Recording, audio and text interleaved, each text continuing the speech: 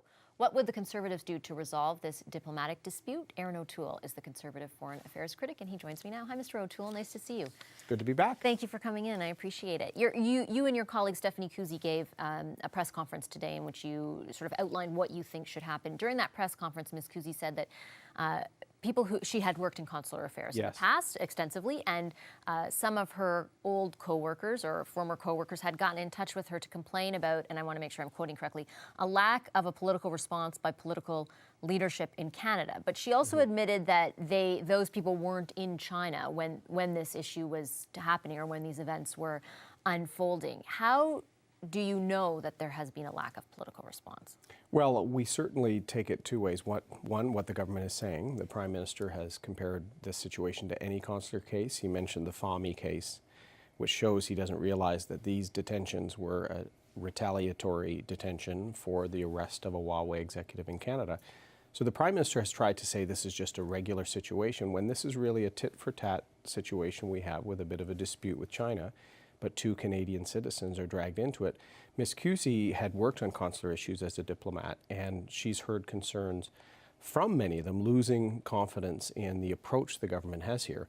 What we find ironic is yesterday the Prime Minister called President Trump about the arrest of a Chinese citizen in Canada, but he won't call President Xi about the improper arrest, in our view, of two Canadians in China. So he needs to step up and show that he's seized personally with the matter. Why is that ironic? I mean, would you not be trying to garner support from allies who could, in a concerted way, apply pressure on China? We had Gordon Holden on, who's a former diplomat who worked in China yesterday, and I asked him about the question of the Prime Minister's involvement, and he said, yes, at some point for sure. But when you play that card, the card is played, and there's nowhere else to go. And so you have to be very specific and very thoughtful about when you end up playing it. I disagree with that. And in fact, that runs contrary to some of the commentary from former ambassadors to China. In fact, China wants to see a strong response from the state. The case of the Huawei executive, they view that as a state official because these are state-owned or state-controlled enterprises. So the Prime Minister is suggesting that this can be treated like a consular case, like Mr. Fahmy, who was arrested as a dual citizen in Egypt. They didn't want to bring that to the Prime Minister's level, and that's normal for a consular case. But in this case, two Canadians were detained because of Canada's action. Prime Minister Trudeau was briefed about the arrest of Ms. Meng Zhu before it happened. So this was a response by China to that arrest. Now we see visas being called in. We see at least a dozen or more Canadians detained on administrative grounds. So there's no... We don't know if those are related, though, the 12 who are detained. Since then... The reports we have from the family is, the family I dealt with before Christmas, was that there was no explanation other than the current dispute with China. So from whom? In terms of China?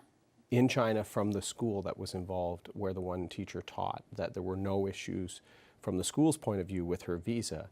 But administrative detention for a dozen or more, security detention for Mr. Spavor and Mr. Korvig, the Prime Minister has to take some responsibility here because this is not a regular consular situation. This is a current impasse we have with China. And if he's calling all of our allies to help solve it, why won't he pick up the phone and call the one leader that actually is responsible? How do you define, I guess, a regular consular issue? And I ask because the comparison to Mohamed Fahmy was made because the calls on then Prime Minister Harper at the time were fast and furious in the House of Commons and outside. Why have you not picked up the phone and called the President of Egypt on this? Why have you not personally involved yourself to try and secure Mr. Fahmy's release? And the Prime Minister Trudeau, this time around, was saying, you know, basically, he realized the error of his ways in calling on Prime Minister Harper at the time and realizing that it wouldn't necessarily have led to the best outcome. The error in his ways here is comparing it to the Fahmy case. Mr. Fahmy was a journalist for Al Jazeera, was swept up in some arrests in Egypt. He was a dual citizen, so he was a Canadian in a very challenging consular case, but Vashi, that's a normal one. In this case, we have two Canadians whose arrest was retaliation for Canada arresting a business executive, Chinese citizen in Vancouver. This is a state response to a state action by Canada. So the Prime Minister was involved before Mr. Korvig was arrested, for example. So we can't view this under normal lens. As well with China. China wants to see that the Prime Minister is seized with this and that he has a personal interest in making sure that relations get back to normal. And at the bare minimum we called today, we'd like to see more proper consular access to the two Canadians. Right now, they get a visit a month. That's inappropriate. So what does the Prime Minister say when he picks up the phone? And I ask because we had Peter MacKay, your former colleague, former Foreign Affairs Minister, on, who said, you know, when he dealt with issues like this, he would get comments from Chinese officials like, well, just go talk to the judge.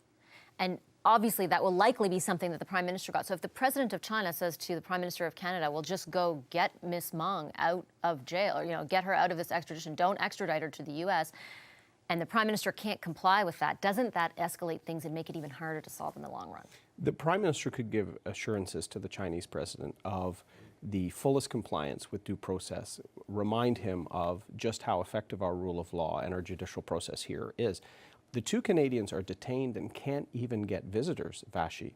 The Chinese citizen in Vancouver is living in a multi-million-dollar home on bail. But what if it doesn't get through? That's you know what I mean? What if that risk is too great? This is where the Prime Minister has to take some ownership. My concern, and the concern we expressed today, and the lack of confidence that some in the Foreign Service have, is that the Prime Minister's personal stake in his goal to have a free trade agreement with China and to showcase his approach to China as a foreign policy achievement before the next election has fallen into disrepair. There's not only this situation, he had a bad trip there.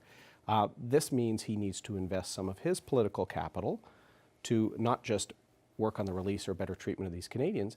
They have to update their travel advisory, Vashi. They haven't touched it since October. Other countries have updated their travel advisory. We're hearing from hundreds of Canadians, MPs are writ large, should I travel there? Should my son or daughter who's teaching there? Have you heard from Canadians? I have, personally. Yeah. With how many? Several.